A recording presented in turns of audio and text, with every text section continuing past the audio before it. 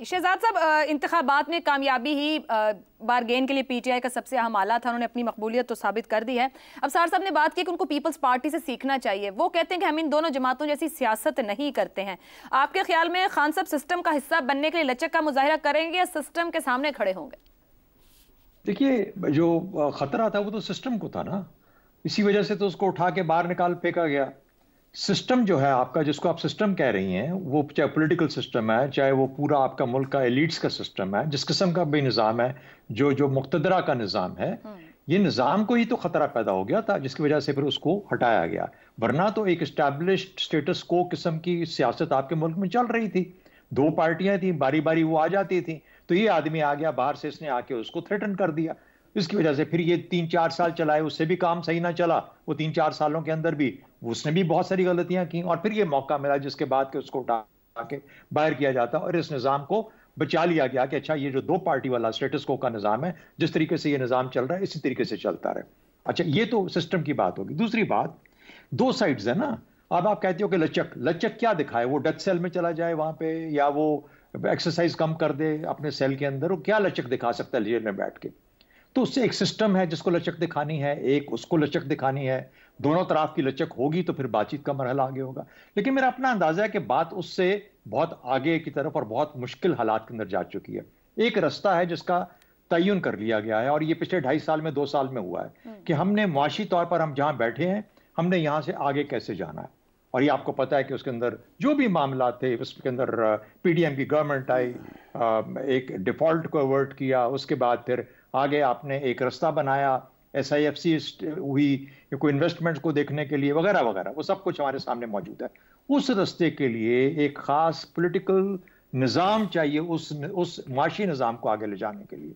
अब ये गलत है या सही है, इसका किसी को ये बाद में ही पता चलेगा आगे जाके कि इसका नुकसान है या फायदा है, या कितना नुकसान हुआ या कितना फायदा हुआ। अल्लाह करे कि पाकिस्तान के हक में बेहतर हो। लेकिन ये एक रास्ता चुन लिया गया।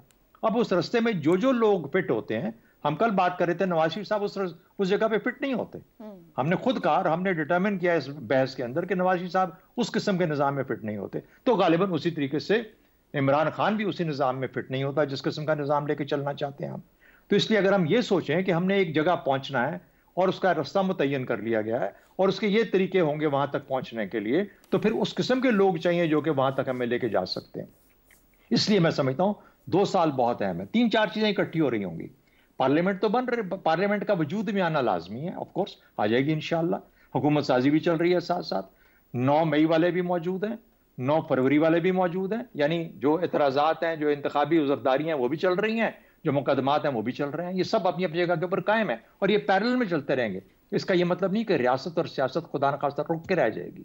इसका मतलब ये होगा कि जब पार्लियामेंट बनेगी, जब वहां पे ये सारे मामला शुरू होंगे, तो जब इकट्ठे लोग बैठेंगे तो उनमें बातचीत का अमल भी शुरू होगा। लचक की उस वक्त जरूरत आएगी जब ये इकट्ठे बैठेंगे, जब चार्टर ऑफ डेमोक्रेसी की बात करेंगे, जब चार्टर ऑफ इकोनॉमी की बात करेंगे, जब चार्टर की बात करेंगे जिसमें रिकंसिलिएशन, मुफाहमत की चार्टर की बात करेंगे। उस वक्त ये जब सब लोग वहां पे मौजूद होंगे इकट्ठे, इस दफा आपको बताया, उसने ज़ैगब साहब ने बड़ा क्लियरली बताया कि वहां पे उमर अयूब का नाम है या जिसका भी नाम है, वजीर आजम के लिए भी लड़ेंगे, उधर भी बैठेंगे, हम इस्तीफे भी नहीं देंगे, सब कुछ नहीं करेंगे। जो कुछ होगा एक किससे कहते हैं कि लॉ एंड ऑर्डर के, उसके लॉ के नीचे रहते हुए कानूनी तरीके से होगा।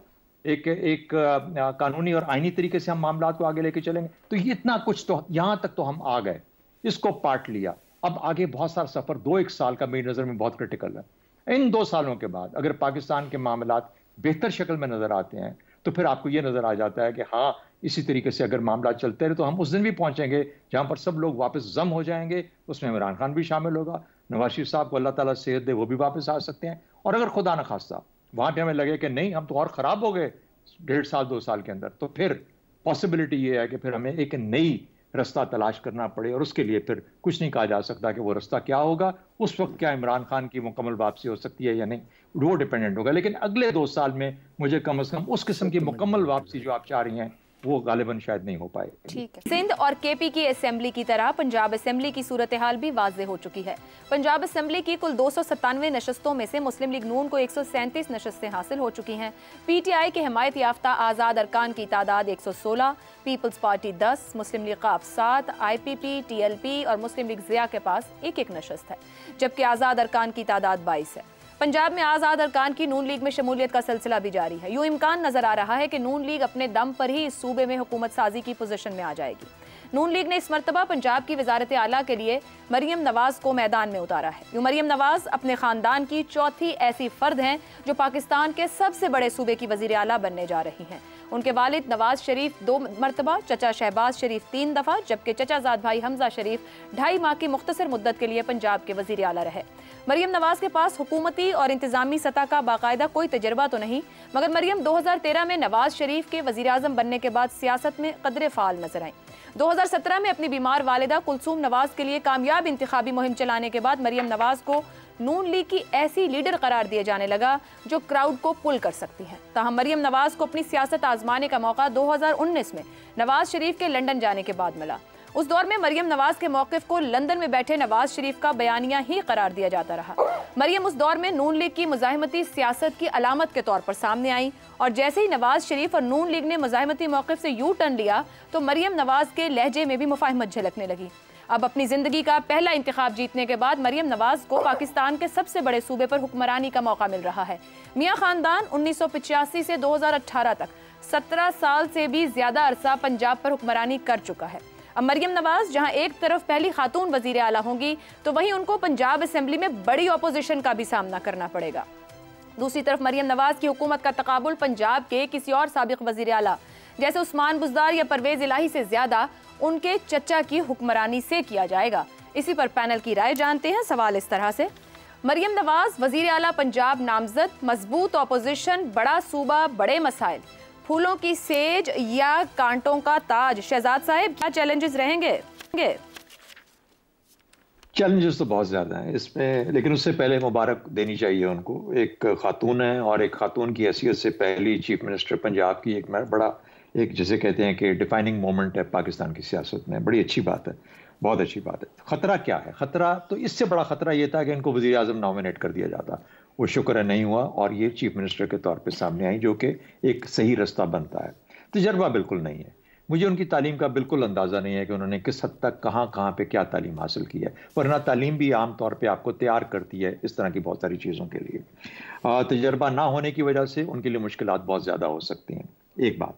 दूसरी बात देखिए, जहाँ तक पॉपुलैरिटी का ताल्लुक है सियासत का, सियासत नाम है पॉपुलैरिटी का, पॉलिटिक्स पॉपुलैरिटी से मुतल्लिक है, लेकिन जो गवर्नेंस है ये पसीना बहाने से मुतल्लिक है।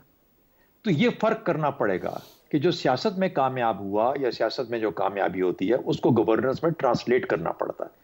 और गवर्नेंस में ट्रांसलेशन सिर्फ और सिर्फ दफ्तर में बैठ के चीज़ों को समझने से और उन पे फैसले करने से और सही फैसले करने से और वो फ़ायदा देने से जो कि एडमिनिस्ट्रेटिवली या पॉलिसी के तहत आप लोगों को पहुंचा सकते हैं, वो देना लाजिम होता है। किसी की बात पे मक्खी नहीं मारनी। जो उनके चचा के ज़माने के मामला थे, जो उनके वालिद के ज़माने के मामला थे, वो चैलेंजेस और थे। आज के चैलेंजेस ही टोटली मुख्तलिफ हैं। हाँ, इसमें सियासत भी शामिल होगी जो पार्लियामेंट में बैठ के करेंगी अपनी पंजाब असेंबली के अंदर, और उसके बाद वो सियासत भी होगी जहां पर उनको नई पंजाब की जो नई पौध है उसको एड्रेस करना पड़ेगा। लेकिन आपको गवर्नेंस के साथ उसको साबित करना पड़ेगा कि हाँ, जो आप बात कर रही हैं उसके अंदर कुछ ना कुछ ठोस हकीकत मौजूद है, वरना आपके जो नारे होंगे वो खोखले हो जाएंगे और आप वो नहीं कर पाएंगे। तो बहुत ज्यादा फर्क करने की जरूरत है। खतरा एक चीज है जिससे मैं समझता हूं कि ऐसे मौकों पे आमतौर पे मेरी तरफ से तो कम से कम ये वाजे कर देना चाहिए कि जो इनके किचन कैबिनेट है, जो कबाल है, जो इनके इर्द गिर्द बैठता है, वो कौन लोग हैं, ठीक, उसको देखना पड़ेगा। और ये देखना चाहिए और इनको खुद देखना चाहिए और इनके बड़ों को भी देखना चाहिए कि इनके इर्द गिर्द वो लोग हों जो उनको सही एडवाइस करें, क्योंकि इनको बहुत ज्यादा जरूरत होगी मदद की, समझने की और एडवाइस करने की। और अगर गलत लोग मौजूद हुए वहां पे तो फिर गलत रस्ते और गलत पॉलिसी और गलत डायरेक्शन मिल सकती हैं,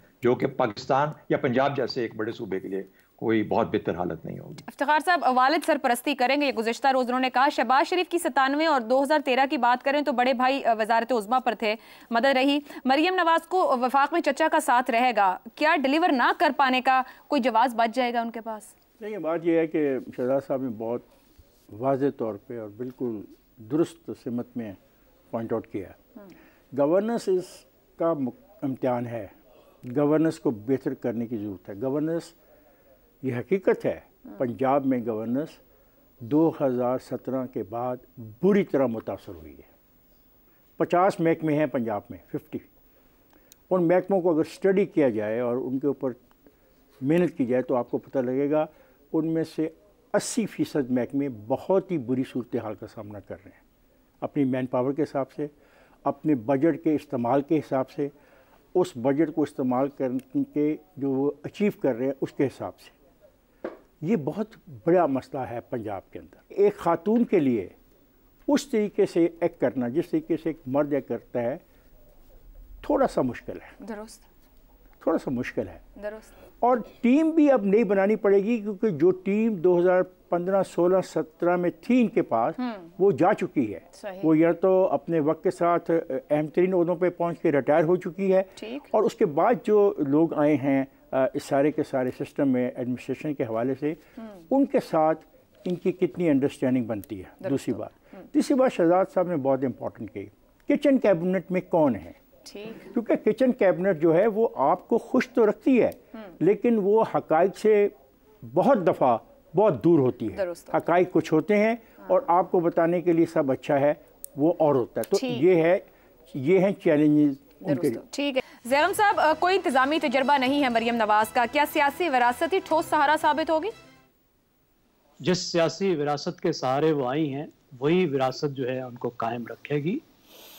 देखिए, वो अंग्रेजी की एक बहुत ही मशहूर नज़म है पैराडाइज लॉस्ट, उसका एक जुमला है better to reign in hell than serve in heaven, कि दोज़ख में हुकूमत करना जन्नत में नौकरी करने से, चाकरी करने से बहुत बेहतर है।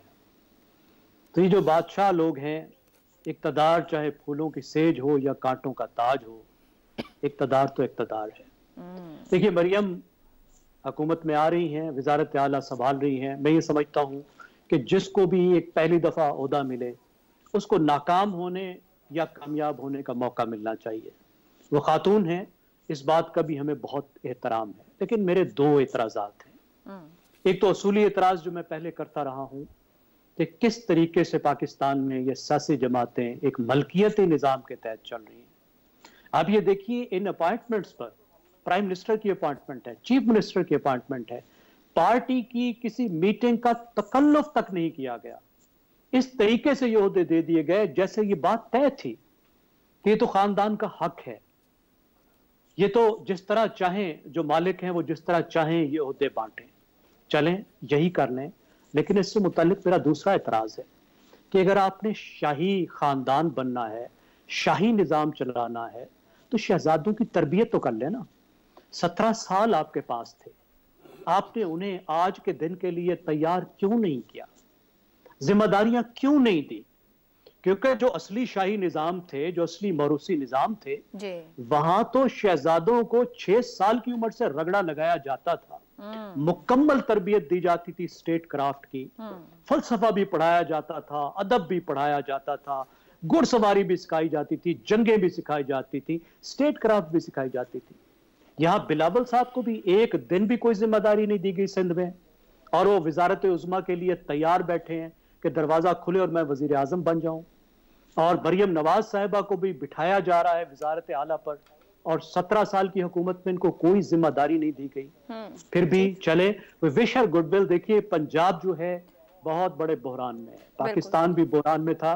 एक ज़रई सूबा, उसका ज़रई निज़ाम बहरान में है, उसका नहरी निज़ाम तबाह है।